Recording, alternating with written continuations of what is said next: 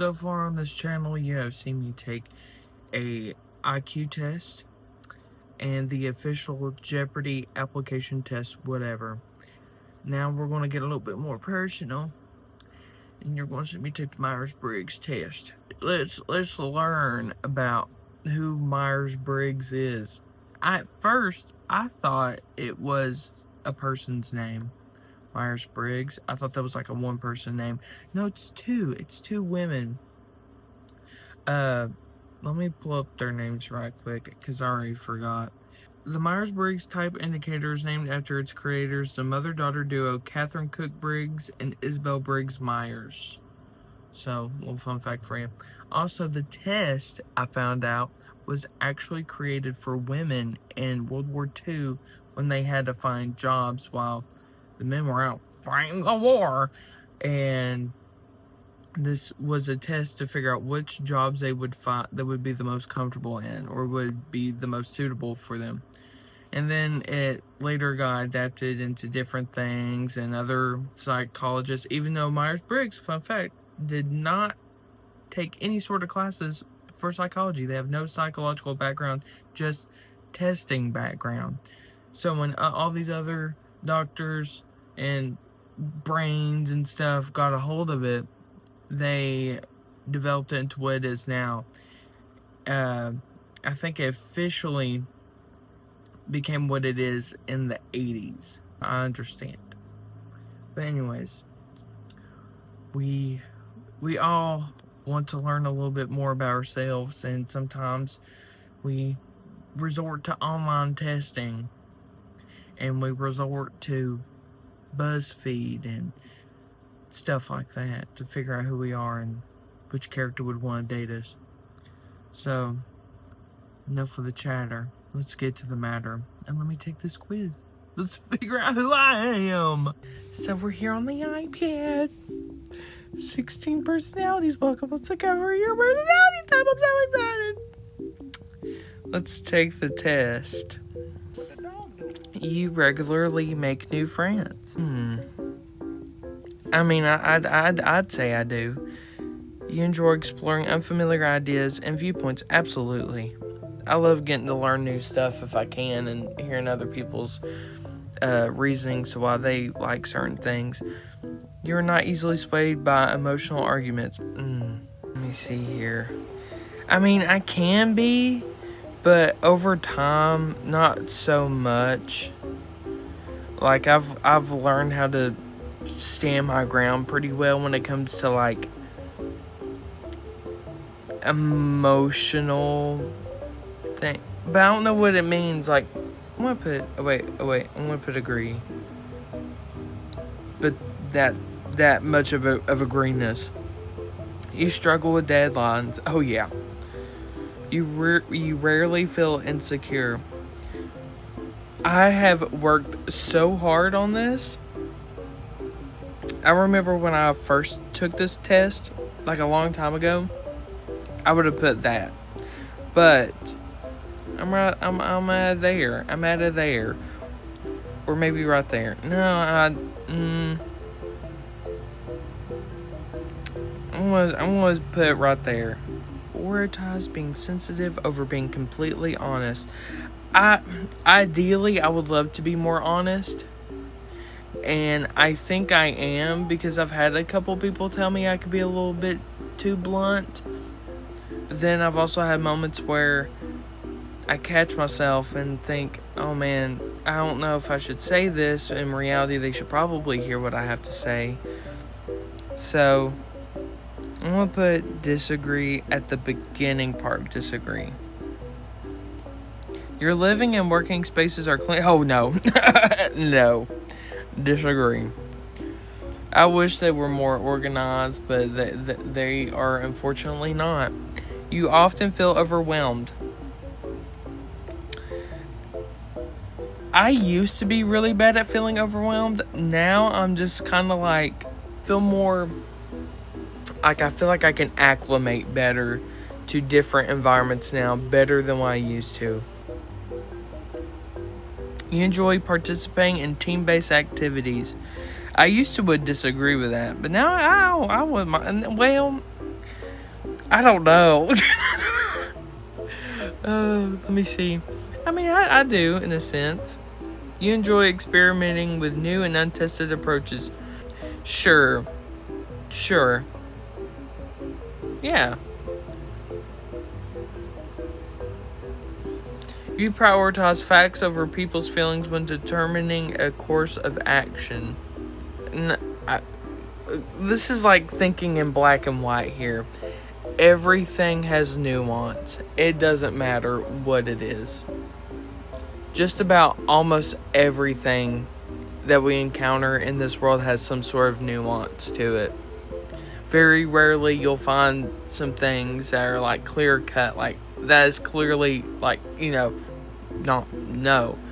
But a good chunk of things that we deal with in this world or people go through, there's nuance to it. And when I say nuance, I don't mean justifications. That's different. Nuance just means it's like, oh, this person thinks this way because it's clearly this way. No, there's probably like a whole line of consequences and effects and causes throughout this person's life or through their thinking that has led them up to this point. And that's nuance. Not like, oh, they just woke up this day and was like, yeah, I'm this person, or I do this sort of thing. So, I would say I disagree with that. I'm sorry to go on that tangent. You often allow the day to unfold without a schedule at all. Agree. It's kind of a problem. You rarely worry about whether you make a good impression on people you meet.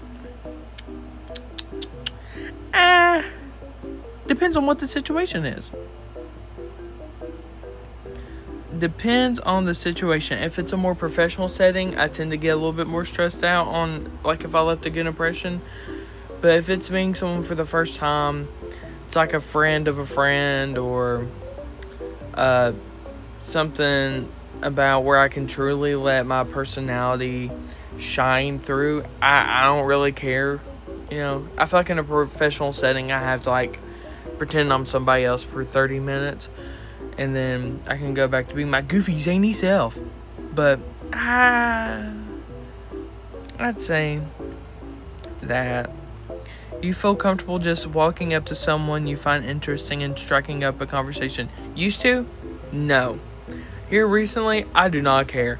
I'm like, ooh, you got a rad looking shirt. I like your shirt. I hope you have a great day. Or, oh, you have such a cool style. I rock with what you're wearing. Have a great day. You always got to add have a great day at the end of the sentence. It wraps it up. Because after that, it's like you're trying to find conversation on that topic. It's hard to go past the, oh, you have a nice, I like your whatever. And then you're like, where do you go from there? Unless it's something that you mutually both really like and y'all have the time. But rarely it goes past that point. But yeah, sure. You're not too interested in discussing about various interpretations of creative works. Disagree. I love talking about that sort of stuff. People's stories and emotions speak louder to you than numbers and data. Yeah, because I'd rather hear people anecdotes than computer anecdotes, because computers don't have anecdotes. People do. People have experience. I mean, I know it's not talking about computers exclusively. I think my brain just kind of went there. But, like I said, numbers and data, like in that sense, if we're talking about charts, graphs, there's not a lot of nuance there. It's like yes, no. People's stories and emotions, when they're telling about these sort of things that also can correspond with that data, add some more information that would be lacking from numbers and data, if that makes sense. I probably sound like a dumbass, but I'm just kind of speaking how I feel right now. And see, yeah, people's stories and emotions, yeah. So I'd say, yeah. You actively seek out new experiences and knowledge areas to explore. Why does that sound weird? You actively seek out new experiences, yeah, and knowledge areas to explore. You see... You actively seek out new experiences and knowledge areas to explore. Yeah. You're prone to worrying that things will take a turn for the worse. That's still a caveat for me. Is I do think that I try to think more optimistically now, but the doubter in my brain still wants to talk shit. Like, oh, you're not going to go anywhere. You're going up like a hobo on the side of the road and begging people for money. So, yeah, unfortunately, I still think that way. You enjoy solitary hobbies or activities more than group ones. Okay, I'm gonna kind of contradict myself on a previous question, but I do love doing stuff by myself. It's just one thing about me. I just love doing shit by myself. I will take myself out to eat. I will go outside to the park by myself. I will gladly sit in my room all day, every day, and crank out a bunch of projects and stuff like that. So, I'm going to say yeah. You cannot imagine yourself writing fictional stories for a living. Actually, I can. So, yeah. Wait. Oh, wrong button. You favor efficiency in decisions, even if it means disregarding some emotional aspects. Yeah, I gotta agree with that, because it's just hard to... I guess I'm an emotional person. I feel for people. Sometimes you gotta add some logic into the sense and not just all be about feeling. So you prefer to do your chores before allowing yourself to relax. I wish I could agree with that, but unfortunately I cannot. In disagreements, you prioritize proving your point over preserving the feelings of others. Depends on who I'm arguing with. Who I'm having a disagreement with. It truly depends on who I'm having a disagreement with. I know it sounds kind of shitty. If it's like a good friend, like a really good friend, then yeah, for sure, I'm going to try to preserve the feelings of others. But if it's someone that's like a true ass that I do not like that I'm having a disagreement with, yeah, I'm going to try to prove my damn point. But if it's something that was also done negative towards me, doesn't matter who it was, I will try to prove my point of like, hey, you hurt my feelings, you did me wrong, brother. So I'm going to put neutral on that one. You usually wait for others to introduce themselves first at social gatherings. Kinda agree, but kinda disagree. I'll just put a mild agree. Your mood can change very quickly. I mean, yeah, kinda. You usually feel more persuaded by what resonates emotionally with you than factual arguments. Yeah. Kinda. No, I gotta look at the data. I gotta look at data at some stuff. This also truly depends on what it is, though. Like, if it's political data and stuff like that, when it comes to that sort of stuff and that sort of information, I'm going to be looking at factual arguments and that. Like, stuff that's based in fact. Now, if it relates emotionally with me, those can go hand in hand, though.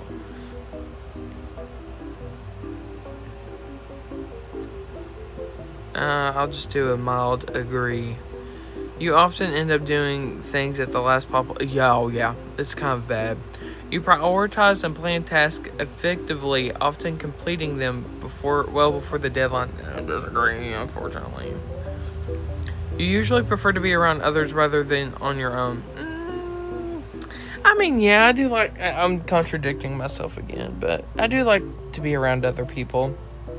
I love hanging out with friends. I like meeting new people.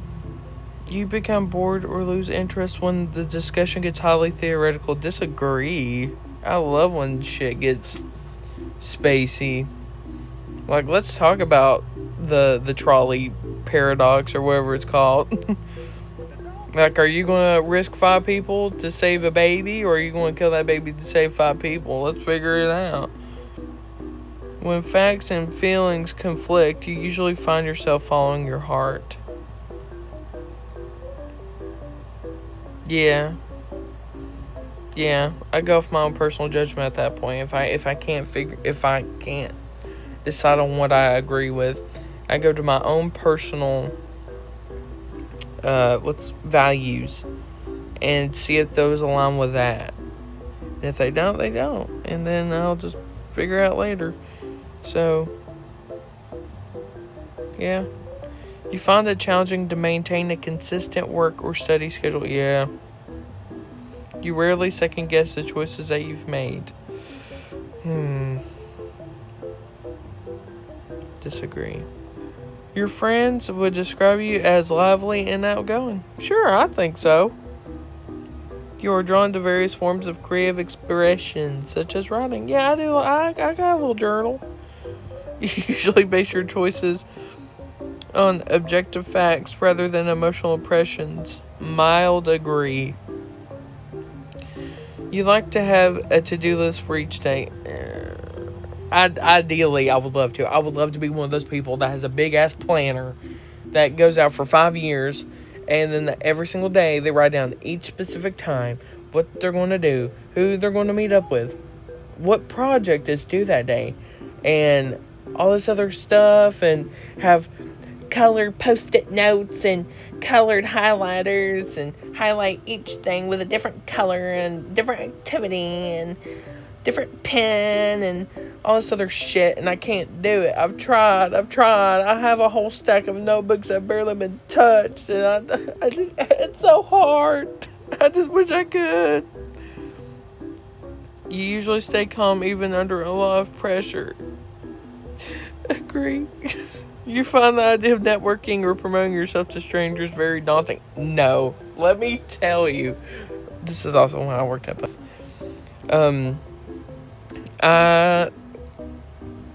I feel like I need to blurt out where I worked for. Oh, geez. Okay. When I worked at a specific place, I had to travel a lot. And with traveling, you had to meet a bunch of people in different positions, higher positions. And when meeting those people, I was nervous at first, yeah. But in my head, I was like, I feel kind of professional right now. So I am going to, talk these people's heads off and try to leave a good impression. And if not, so what? But I'd go up to people that were like, I don't know, like in corporate of this company, and just like, hey, how are you? I'm Natalie. I'm based out of this location. Blah blah blah blah. And like, oh yeah, how long have you been working here? Do you want to move? Yeah. I was like, yeah. And then throwing a couple jokes in there, signing a couple things, get a couple chuckles in. You in the pocket, and they're like, oh, here's my phone number. You know, if we ever want someone like you at our location, we'll hit you up. I still have a lot of those people's phone numbers, and I don't work there anymore. You find that okay, so disagree. Complex and novel ideas excite you more than simple.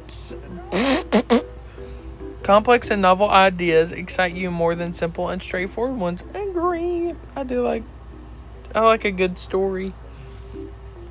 You can easily connect with people you have just met. Yeah, I can.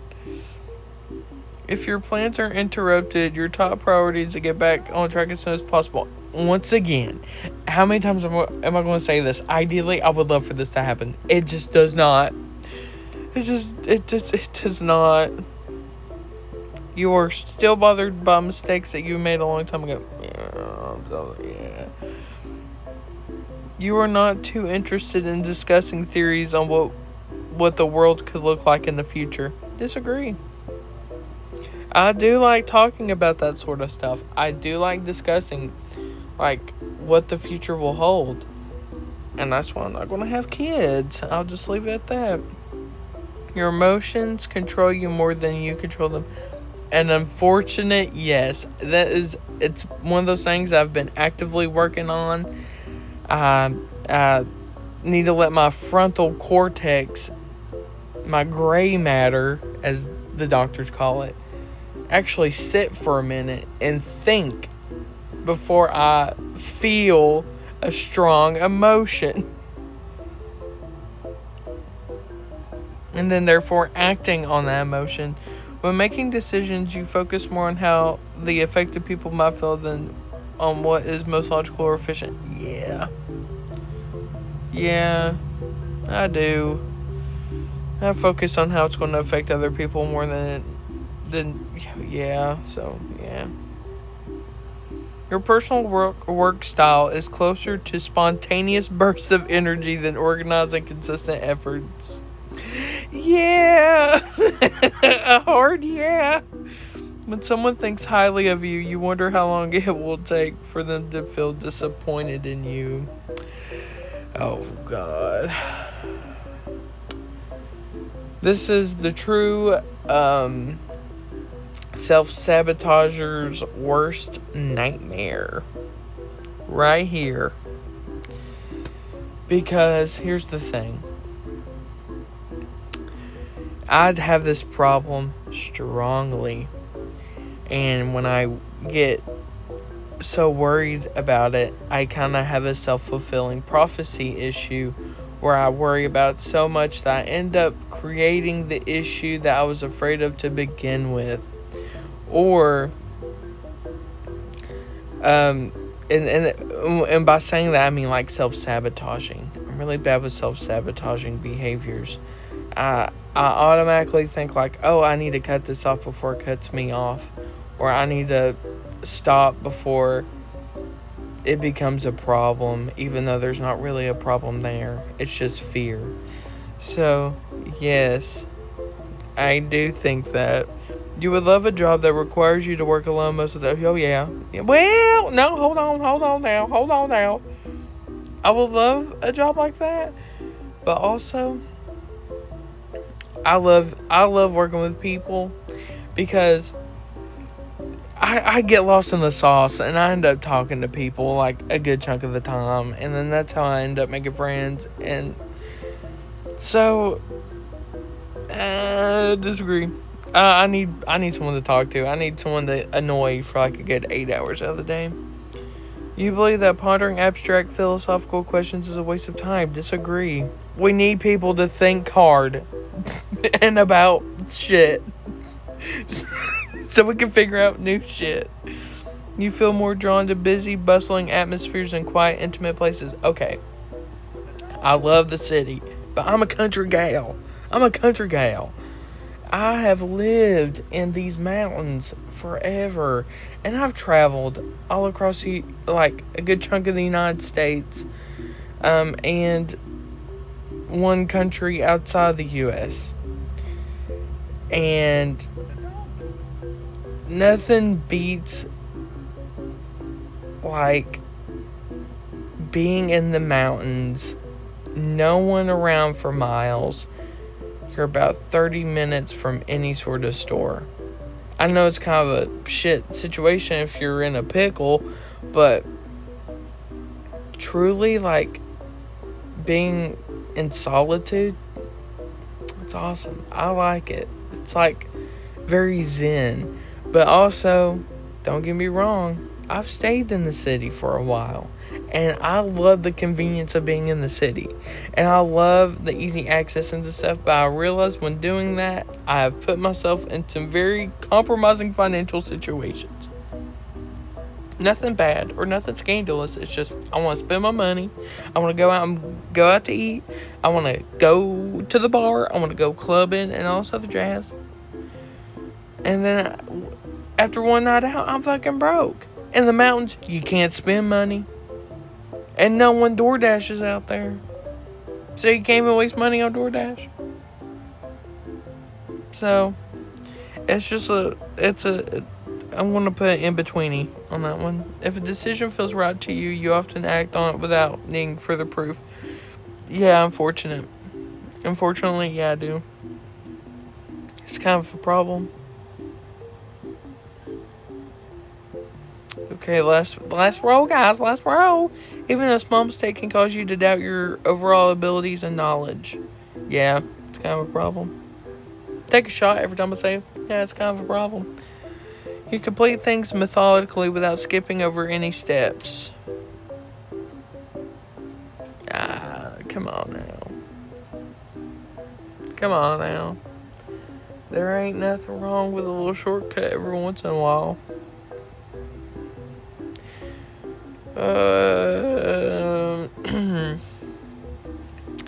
Disagree. Mildly. You prefer tasks that require you to come up with creative solutions rather than follow concrete steps. Agree. I like to add my own little creative spin on something if I can. You are more likely to rely on emotional intuition than logical reasoning when making a choice. Mild disagree. Because you still need logic in certain situations. You likely to use organizing tools like schedules and lists. I wish I could be the person with the pen pocket protector with all my pens, all my highlighters, and my big fat fucking journal, and my planner, and all these tabs and shit. No, I wish I could, but I can never stick to it. You feel confident that things will work out for you? Yes. Even though I have strong doubts about things, and I worry about the past and what's happened back then, but I always have this strong sense that it doesn't matter what I've been through or what I'm going to go through in the future, things will always work out in a cosmic sense or in a physical sense. It's just, I've always believed that it doesn't matter what I'm going through or what I feel right now. I still have that hope that things are going to be all right. Okay. It's the same as it was before. Okay. Extroverted 66%, intuitive 84%, feeling 57%, prospecting 83%, turbulent 51%. Alright, let's confirm these. Alright, as an ENFP campaigner, you are a vibrant force of enthusiasm, creativity, and idealism. Your mind is a constant whirlwind of ideas and possibilities, each more exciting than the last. You approach life with an infectious energy that draws others to you. Your charisma and genuine interest in people make you a natural connector and inspirational force. Your curiosity knows no bounds, and you have an insatiable appetite for new experiences and perspectives. This openness, combined with your vivid imagination, allows you to see potential and opportunity where others might not. You're not just a dreamer, though. You're a dreamer with a mission, driven by a deep-seated desire to make the world a better place. So that's what ENFP means. While your enthusiasm and creativity are your superpowers, they also present challenges. Your mind moves at lightning speed, jumping from one exciting idea to another, which can make it difficult to focus on mundane tasks or stick to routines. You may find yourself starting numerous projects with gusto, only to leave them unfinished when a new, more exciting prospect catches your eye. Unfortunate truth. That is so true. You should see the canvases I have over here that just have paint on them that have not been finished. At your core, you are driven by your values and your quest for authenticity. You have a strong sense of right and wrong, and you're not afraid to stand up for what you believe in. This idealism, coupled with your natural empathy, makes you a powerful advocate for causes you care about. However, it can also lead to disappointment when the world doesn't live up to your high standards. True. Your career path. In your professional life, you thrive in let me get the picture in here so it looks good. In your professional life, you thrive in environments that value creativity, flexibility, and human connection. Your ideal career is not just a job, but a calling. A platform where you can express your unique gifts, explore new ideas, and make a positive impact on others. You excel in roles that allow you to use your exceptional communication skills and tap into your boundless creativity. However, the conventional 9-to-5 grind can feel stifling to your free-spirited nature. Unfortunate truth is probably why I can't hold a job. You may struggle with strict routines, hierarchies, or jobs that involve a lot of repetitive tasks. Yeah. Your challenge is to find a career path that offers enough variety and meaning to keep you engaged, while also providing the structure necessary for long-term success. Your ability to inspire and connect with others is a valuable asset in any field. The key is finding the right outlet for your talents. Okay. I ain't paying for shit. I already fucked up that one time. Your strengths: exploring new ideas, connecting with others, flexible approach, genuine enthusiasm, creative problem solving, inspiring communication. Your weaknesses: putting off routine tasks, yeah. Easily bored by structure, yeah. Overcommitting your energy, yeah. Starting but not finishing projects, yeah. Skipping over practical details, yeah. Taking criticism personally, not so bad anymore. That one's not, yeah, that's kind of like, not so true anymore. I love criticism. Give me criticism. I ain't paying for shit. Wait, career ideas you might love. No, I ain't paying for shit. I can just Google your personal growth. For you, personal growth is an exciting journey of self-discovery and authenticity. You're constantly seeking to understand yourself better and align your actions with your values. This quest for self-improvement is admirable, but can also lead to harsh self-criticism when you feel you're falling short of your ideals. That's a real me to feel. Your path to growth involves learning to channel your boundless energy and creativity in productive ways. This might even mean developing better focus and follow-through, or learning to balance your big-picture thinking with attention to practical details. Embrace your natural curiosity and use it to explore personal development techniques that speak to you.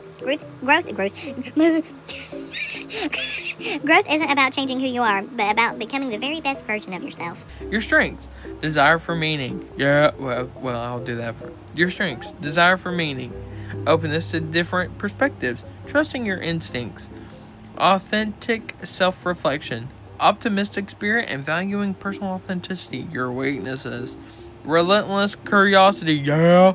Sensitive to setbacks, yeah. Impatient for progress, yeah.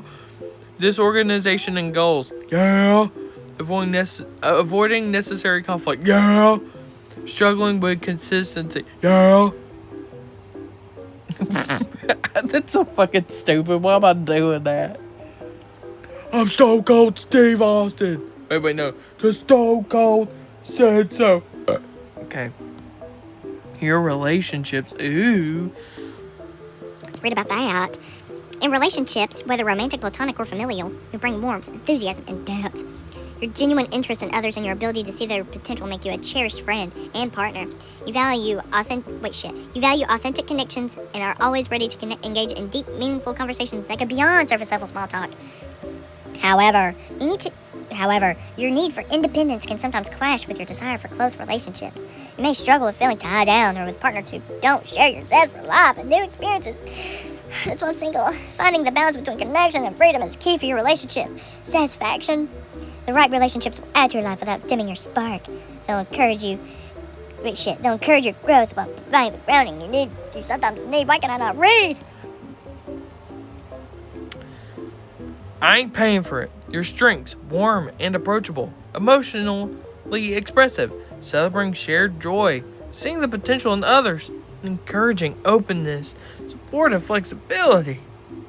Your weaknesses: over-idealizing connections, yeah. Reluctant to address problems, yeah. Not really. Difficulty setting boundaries, yeah. Misinterpreting signals, yeah. Overwhelming intensity. I'm not screaming in the mic again. Yeah. Fear of being misunderstood. Yeah. God damn, this is bad. Oh my god. I ain't paying for it. Everything about your top unlock. I ain't paying for it. Campaigners you may know: Robert Downey Jr. Okay. Robin Williams, cool. Quentin Tarantino. Who's Kim Namjoon? Is this BTS guy? I don't know. Kelly Clarkson. Okay. Will Smith. Okay. Meg Ryan. Okay. Why do I have like crap people? Michael Scott. Okay. Spider-Man. Okay, I take back what I said. Spider-Man. Okay.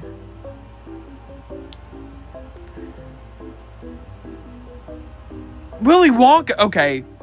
Stop the press. Isn't he like evil? Don't people think Willy Wonka's evil? Let's read why on Spider-Man. Why? Why Spider-Man? Peter Parker, aka Spider-Man, the personality type of a web slinger. Okay. Oh, so this is just specifically Tom Holland Spider-Man.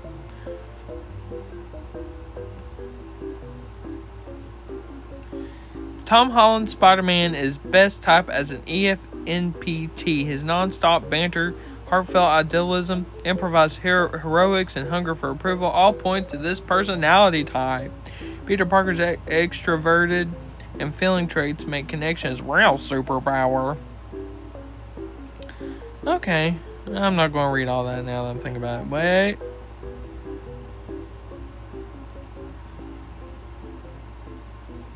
Me, I helped this old lady and she bought me a churro, so that was nice.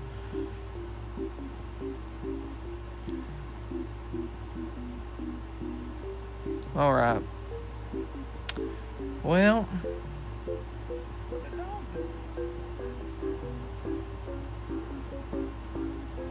Okay, we have a setting change. I'm driving. So what did we learn today, children? That if you type into a search bar, tell me about myself, you'll get a test. Of course, you gotta scroll through all the AI bullshit. But anyways, besides that, I think that the 16 personality quiz is just a fun little thing. And I think it can be useful. It can be a useful tool to find out like who you are in the sense of stuff that you might not have thought about yourself. Because I'm pretty sure everyone that lives and breathes has a good idea of who they are as a person. Like, that's what consciousness is. I know there's several other different types of personality quizzes out there. I don't know if I'll take them. I might, if I find something that seems, good enough or meets my standards. But we shall see. Also, I've really enjoyed making these videos so far. I appreciate anyone who decides to take time out of their day to give them a watch. I know my channel is still barely, it's not even crawling at this point. It just got born in a sense of me posting stuff. I have something else lined up that I would like to do. It's slightly different, but I want to keep it a surprise.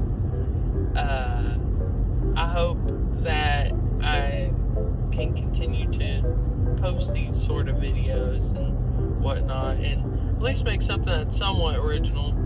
It's hard to find anything like that these days. So, I appreciate you. I love you.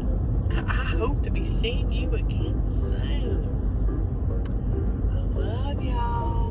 Mama says she loves you. Tell your mama how that I love her too. And ask old Randall how he's doing. Alright, catch up with y'all later. Bye.